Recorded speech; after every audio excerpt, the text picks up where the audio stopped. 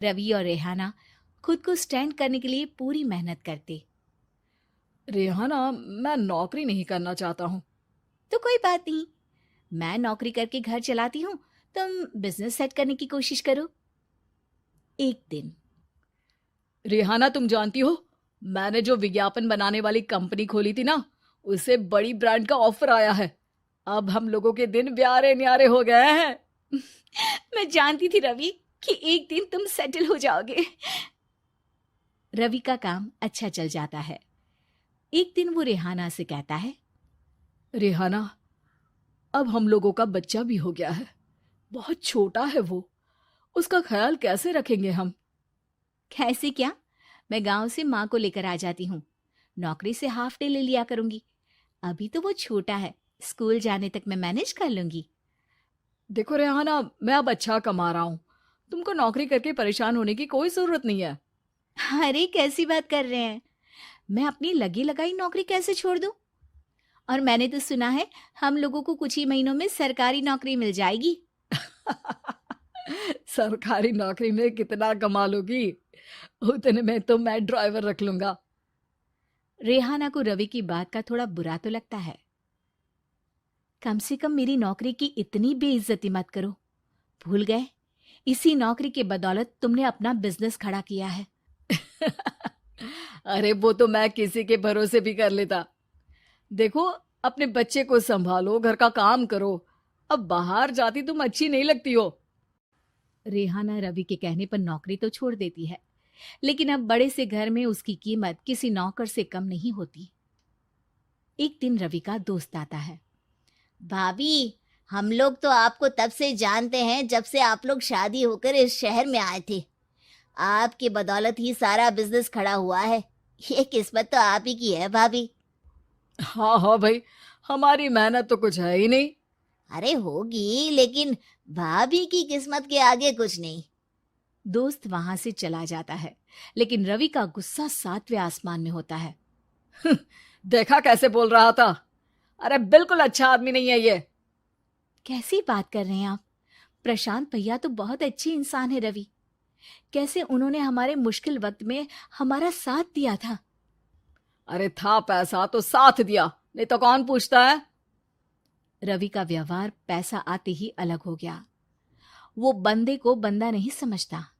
घमंड से घिरे रवि ने तो एक दिन हद ही कर दी। रेहाना, मैं अब तुम्हारे साथ नहीं रह सकता हूँ। क्या? क्या बकवास कर रहे हो रवि? क्या कहना चाहते हो? और क्यों नहीं रह सकते तुम मेरे साथ? देखो, मुझे कोई और पसंद है, और उसने साथ रहने पर बस यही शर्त रखी है कि मुझे तुम्हें तलाक देना होगा। रेहाना, जो कि एक स्वावलंबी महिला थी, उसने बिना देर किए रवि को कह दिया, कोई इश्यू नहीं, मुझे पैकिंग में 4 दिन का वक्त लगेगा, लेकिन तब तक मैं तुम्हारे साथ नहीं रहूंगी। 4 दिन के लिए तुम कहीं और शिफ्ट हो जाओ, मैं घर से निकलूंगी तो बता दूंगी। रवि घर छोड़कर चला जाता है। रेहाना को दुख होता है, वो रोती है, लेकिन व्यवहार से स्ट्रांग रेहाना को पति के वापस आने का और उसे सबक सिखाने का पूरा भरोसा था। फिर एक दिन, अरे शुशिका, कब शादी करोगे तुम मुझसे? यार मैंने तो सोचा था तुम शादी से पहले मुझे विदेश लेकर जाओगे, महंगी कार दिलाओगे। अरे सब दिला दूंगा, लेकिन पहले मुझसे शादी तो कर लो। हाँ हाँ, क्यों नहीं। मैं कुछ दिनों के लिए अपने मम्मी पापा के पास जा रही हूँ और लोगों से अपनी शादी की बात करूंगी। अरे शुशिका, कैसे रहूंगा मैं तुम्हारे बिना? अब तो शादी ही होने वाली है हम लोगों की। शुशिका रवि को छोड़कर चली जाती है। रवि घर आता है, जहां रेहाना को ना पाकर उसे सब अजीब लगता है। घर तो रेहाना के बिना कुछ नहीं है। बच्चे की याद भी आ रही है। चलो एक वीडियो कॉल कर लेता हूँ। रवि रेहाना को वीडियो कॉल करता है, लेकिन रेहाना फोन नहीं उठाती। रात को सोते वक्त मन कर रहा है मुन्ने को गले लगा लूं। चलो कोई ना, शुशिका से शादी के बाद मेरे और भी बच्चे होंगे। अगले दिन रवि ऑफिस जाता है, जहां टीना खड़ी होती है। सर, आपने अपने नए ऐड के लिए मॉडल की रिक्वायरमेंट डाली थी ना, मैं उसी के लिए आई हूँ। रवि टीना को देखकर खुश हो जाता है। अब शादी हो गई है तुम्हारी? नहीं सर, बस अच्छा सा हैंडसम और अमीर लड़का देख रहे हैं मेरे मम्मी पापा। रवि के दिमाग से तो टीना को देखकर शुशिका का ख्याल भी खत्म हो जाता है। अरे यार, ये लड़की मिल जाए कितनी सुंदर है। शुशिका तो इसके आगे कुछ नहीं है। आ, अब क्या तुम्हें ऐसा नहीं लगता कि मुझसे मिलकर तुम्हारी ये खोज खत्म हो गई है? आप ना, आप तो 2 बच्चों की पापा लग रहे हैं। अरे नहीं नहीं, मेरी शादी तो हुई थी, लेकिन बीवी को किसी और से प्यार था, मुझे छोड़कर चली गई। खैर, टीना की दोस्ती रवि से हो जाती है, लेकिन 1 महीने बाद शुशिका रवि के पास वापस आती है। मेरे मम्मी पापा तुमसे मिलना चाहते हैं, लेकिन उन लोगों को ये मत बताना कि तुम पहले से शादीशुदा हो, और हाँ, शादी से पहले अपनी सारी प्रॉपर्टी तुमको मेरे नाम करनी होगी। अरे पागल, अब मैं तुमसे शादी ही नहीं करना चाहता। भला ऐसी लालची औरत से कौन शादी करेगा? तभी वहां टीना आ जाती है। रवि, ये पागल सी औरत कौन है? देखो, तुमने ही कह दिया ना पागल, तो पागल ही है। पता नहीं कौन है, कह रही है शादी कर लो, लेकिन शादी से पहले अपनी सारी प्रॉपर्टी मेरे नाम कर दो। बोल तो सही रही है।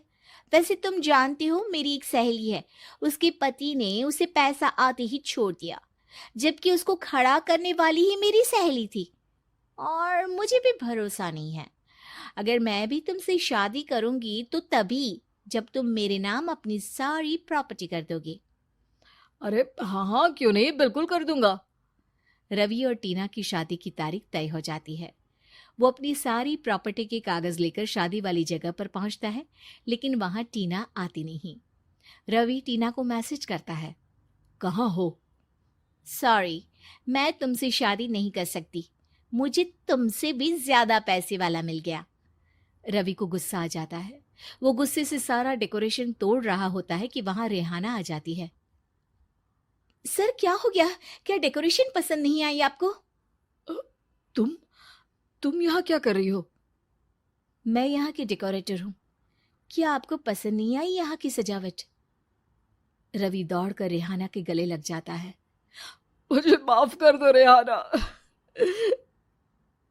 रवि रेहाना के गले लग जाता है और रेहाना टीना को थैंक्स का मैसेज करती है।